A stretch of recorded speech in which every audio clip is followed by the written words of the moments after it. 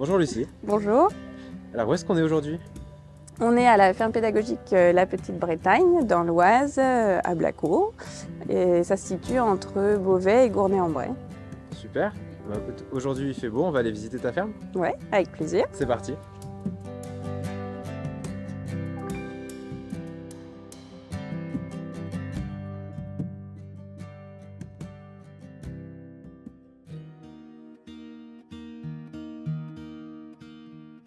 Alors, où est-ce qu'on est là? Ici, on est un peu sur le lieu de repos des chèvres, comme on peut le voir, et aussi des ânes, du poney, des chevaux qu'on va voir plus tard, qui sont au pré là en ce moment. Donc tout le monde vit un peu ensemble en fait. Oui, c'était une de mes volontés, que les espèces puissent cohabiter. Ok. Tu peux me parler un petit peu des chèvres qui sont là? Eh bien, les chèvres, c'est des vraies chippies, mais elles sont aussi adorables. Voilà, Il y en a combien là? 6 et un bouc, quoi. Voilà. 6 chèvres et un bouc. Enfin, 5 chèvres et un bouc, du coup. Donc pas castré du coup. Si, il est castré. Ok. Donc pas de reproduction sur la ferme. Non, il n'y a que les volailles qui se reproduisent, mais sinon, non. Qu'est-ce que tu fais ici du coup quand les publics viennent? C'est une première étape ou... Ça dépend s'il y a du monde ou pas. Voilà, parce que des fois, le matin, souvent, ils sont là à manger, donc on s'arrête pour caresser. Des fois, il n'y a personne parce que les chèvres sont partis en balade. Donc juste, j'explique que c'est le lieu de repos, mais voilà. Là, on a des petites informations après. Oui, aussi, ouais.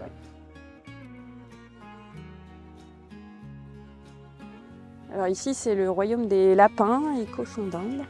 Quand j'ai commencé, moi j'avais dit je veux pas de lapin. Parce que je voulais pas de lapin en cage, en clapier. Voilà, tout ça, c'était pas concevable pour moi. Jusqu'à ce qu'il y ait l'équipe de Pontoise qui vienne et puis je leur raconte que quelqu'un veut absolument me refiler un lapin.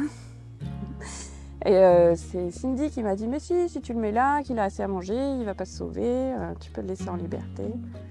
Voilà comment ça a commencé. Et maintenant j'ai 11 lapins. Tu as attrapé la lapin mania. Donc là, les 3 espaces sont ouverts. Oui, ils s'entendent tous. On a une cabane majestueuse. C'est l'hôtel VIP. C'est l'hôtel VIP, on est d'accord.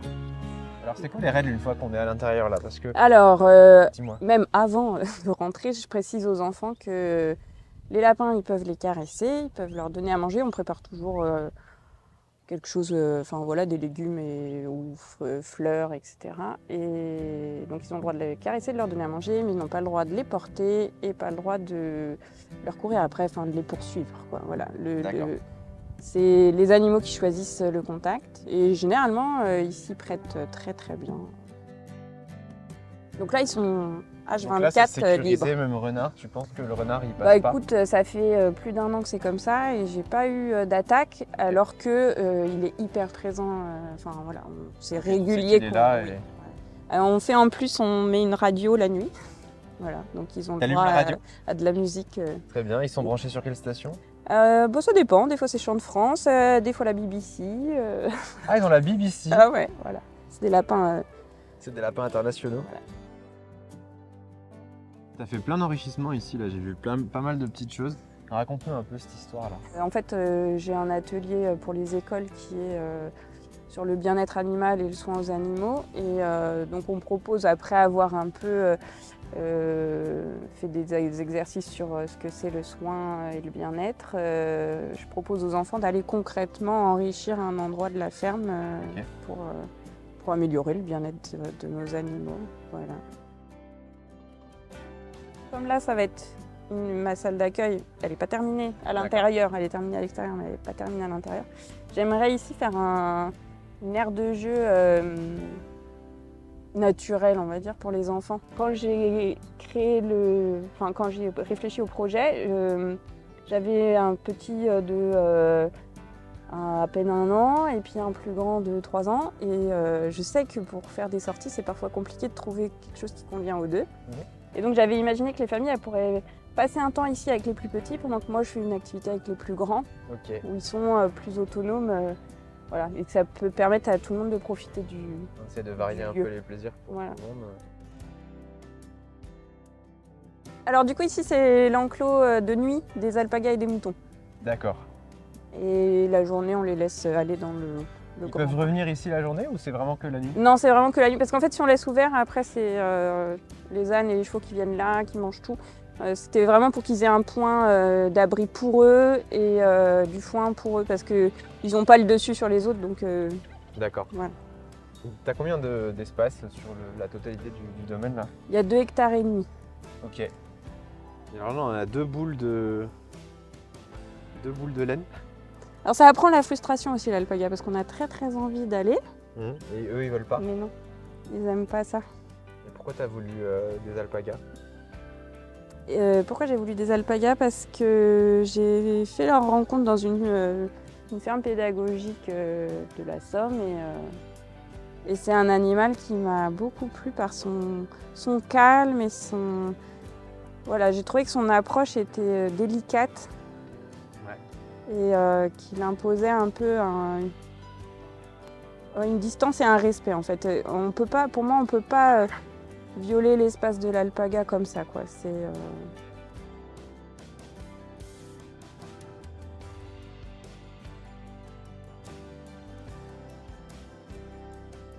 Donc là, tu as quoi en volaille? Tu as les poules.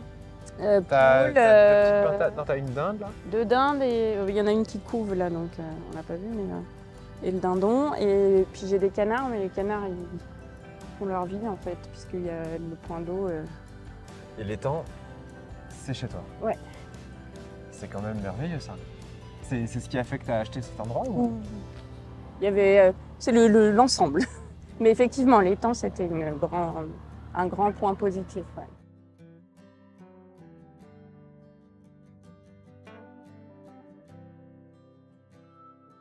Alors j'ai toujours voulu avoir une ferme, ça c'est depuis toute petite. Je me suis orientée vers des études plus scientifiques et générales parce que j'étais douée à l'école et d'une famille qui valorisait quand même les études. Ouais. Et puis arrivée au lycée, j'ai hésité entre infirmière et enseignante. Et puis je me suis dit qu'enseignante c'était pas mal.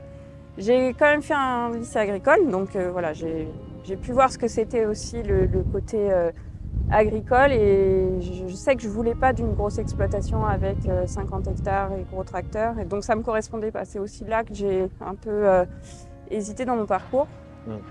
J'ai fait 10 ans d'enseignement, j'étais professeure des écoles pendant 10 ans jusqu'à ce que il y a un trop plein de choses, je pense. Et ça, c'était quand, ce trop-plein de choses? Et c'était il y a 5 ans. Il y a 5 ans. Ouais.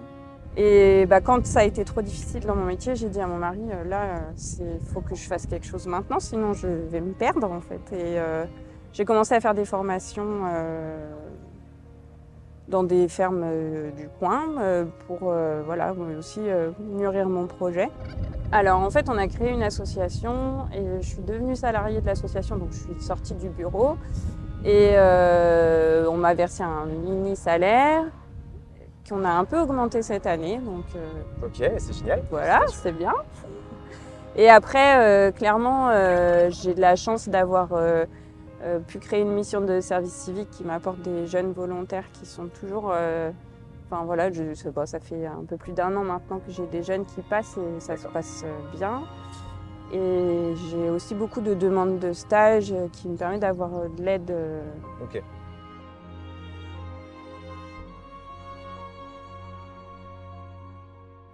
En fait, c'est le lieu où il y a des spectacles, des fois. Ok. Le lieu où les classes pique-niquent. Le lieu où, quand j'organise des événements particuliers, c'est un peu forme circulaire, là, c'est ça? Voilà, c'est ça. C'est un lieu qui est sécurisé. Pour les classes, c'est bien parce que comme ça, les enfants ils peuvent courir, ils sont tranquilles. Et puis, c'est aussi l'endroit où des fois on met les ânes et le poney quand on a des visites pour qu'ils aient un... Si on laisse les animaux en liberté, c'est les enfants qu'on enferme. C'est bien. C'est une bonne stratégie. C'était un peu mon idée, ouais.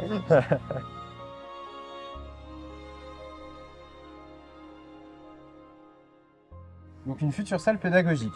Voilà. Donc là, tu vas avoir une méga salle. Ouais, avec du coup coin toilette et local technique, enfin rangement et technique. D'accord.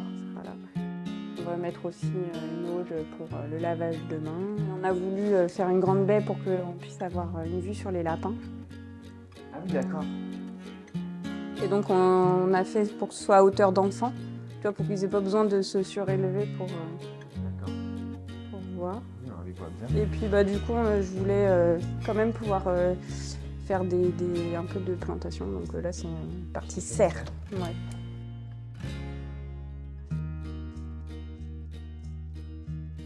Bon Lucie, on a fini notre petit tour. Je te remercie parce que ça fait un petit bout de temps que je voulais venir voir et c'est vrai que j'avais encore jamais fait le déplacement et je suis ravi d'avoir découvert ta ferme et puis du coup l'évolution qui est en train de se préparer, donc c'est chouette. Je suis honnêtement admiratif que tu aies pu faire ça. Alors pas toute seule, on n'est jamais tout seul, mais tu es quand même une solopreneur. Comment on fait si on a envie de venir te visiter, de voir ta ferme, de te rencontrer? Du coup, vous pouvez me contacter directement sur les réseaux ou... Donc une page Facebook, Instagram? Les deux, voilà, parce qu'il faut bien s'y mettre. Donc on cherche la petite Bretagne, B-R-A-Y, un petit apostrophe. Ouais, et j'ai un site internet aussi. Ok. Voilà. www.lapetitebretagne.com, facile. Voilà. Parfait. Merci de ton accueil. Merci à toi.